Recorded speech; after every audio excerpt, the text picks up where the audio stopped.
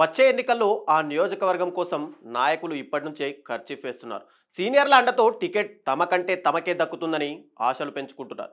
తండ్రిలాగే కొడుకు కూడా రాజకీయాల్లో రాణిస్తారని కొందరంటుంటే అసలు కొడుక్కి సీట్ ఇస్తారా అంటూ మరికొందరు కామెంట్ చేస్తున్నారు. అసలు జగన్ ఆ జిల్లాలో ఉన్న వాళ్లకు ఇస్తారా, లేక అందరినీ కాదని పక్క జిల్లా నేత చేతిలో పెడతారా అనే అనుమానాలు కూడా వ్యక్తం చేస్తున్నారు. ఉత్తరాంధ్ర రాజకీయాల్లో ఆసక్తి రేపుతున్న ఆ నియోజకవర్గం కథా కమామిషు ఇప్పుడు చూద్దాం.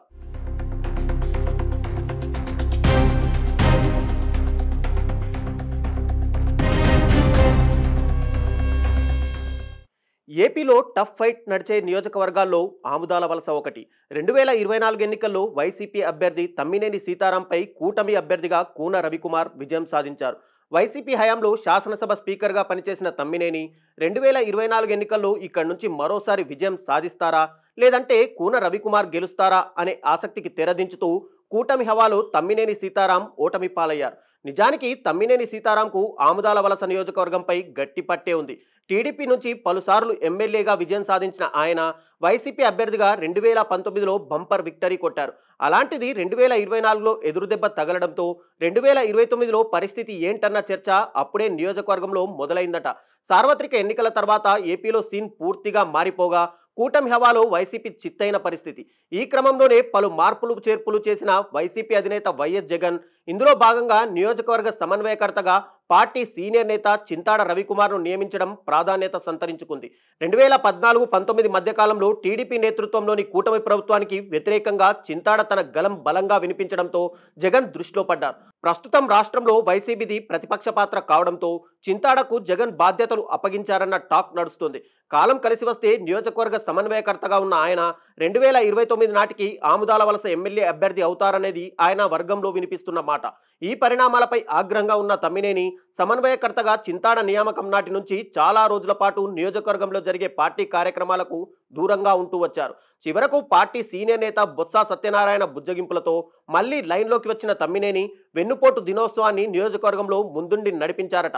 అప్పటి వరకు తండ్రి చాటుగా ఉంటూ వచ్చిన తమ్మినేని తనయుడు చిరంజీవి యువతపోరు కార్యక్రమానికి బయటకు వచ్చారు. ఈ కార్యక్రమంలో ఆయన ఫుల్ యాక్టివ్గా కనిపించడంతో తమ్మినేని అనుచరులు తమ భవిష్యత్ నాయకుడు చిరంజీవేనని నియోజకవర్గంలో చెప్పుకోవడం మొదలుపెట్టారట. అయితే ఇక్కడే మరో వాదన వినిపిస్తోంది. పార్టీ సీనియర్ నేత తమ్మినేని వారసుడిగా ఆరంగరేటం చేసినంత మాత్రాన చిరంజీవికి ఆముదాల వలస సీటు దక్కుతుందని అనుకోవడం పొరపాటే అంటున్నారు విశ్లేషకులు. ఓవైపు భారీ అనుచరగణం తమ్మినేని కుటుంబం వెనుక ఉన్నా మరికొందరు నేతలు నియోజకవర్గంలో ఈ సీటుపై ఫోకస్ చేసి ఉండడమే ఇందుకు కారణమని చెబుతున్నారు. చింతాడకు నియోజకవర్గంలో పెద్దగా ప్రజాదరణ లేదన్న టాక్ గట్టిగానే వినిపిస్తోంది. పైగా ఆయన నేతృత్వంలో నిర్వహించిన పలు పార్టీ కార్యక్రమాలకు వైసీపీ క్యాడర్ 80% దూరంగానే ఉందట. ఇవన్నీ గమనించే రాబోయే రోజుల్లో నియోజకవర్గం సీటు కోసం కొంతమంది నేతలు ఇప్పటి నుంచే ఖర్చీఫ్ వేశారట. ఈ లిస్టులో ఉన్న మరో నేత శ్రీకాకుళం జిల్లా వైసీపీ అధికార ప్రతినిధి కోటా గోవిందరావు. ఈయనకు పార్టీ అగ్రనేతల్లో ఒకరైన సజ్జల సపోర్ట్ ఫుల్గా ఉందట. దీంతో 2024 ఎన్నికల్లో ఖచ్చితంగా సీటు తనకే వస్తుందని గోవిందరావు చెప్పుకుంటున్నారని సమాచారం. ఇక వైసీపీ రాష్ట్ర కార్యదర్శి, విజయనగరం పార్లమెంట్ నియోజకవర్గ పరిశీలకులు కిల్లి వెంకట సత్యనారాయణ, రాష్ట్ర కళింగ సామాజిక వర్గ అధ్యక్షులు దుంపల రామారావు కూడా బరిలో నిలవడానికి సమాయత్తమవుతున్నారట. అయితే వైసీపీ అధినేత జగన్ వీళ్ళందరినీ కాదని తమ్మినేని కుమారుడు చిరంజీవికి టికెట్ కేటాయిస్తారా అంటే రాబోయే రోజుల్లో ఆయన పనితీరు ఆధారంగా వైసీపీ అధినేత నిర్ణయం ఉంటుందని నమ్మకంగా చెబుతున్నారు తమ్మినేని అభిమానులు, అనుచరులు. అయితే ప్రత్యర్థులు మాత్రం తమ్మినేని దూకుడు, పార్టీకి ఆయన వల్ల కలిగిన ఇబ్బందులు అధినేతకు ఇప్పటికే తెలుసని, ఫలితంగా రాబోయే రోజుల్లో టికెట్ తమకే దక్కుతుందని ధీమా వ్యక్తం చేస్తున్నారట. మరి జగన్ ఎవరి వైపు మొగ్గు చూపుతారన్నది తేలేందుకు ఇంకాస్త సమయం పట్టే అవకాశం ఉంది.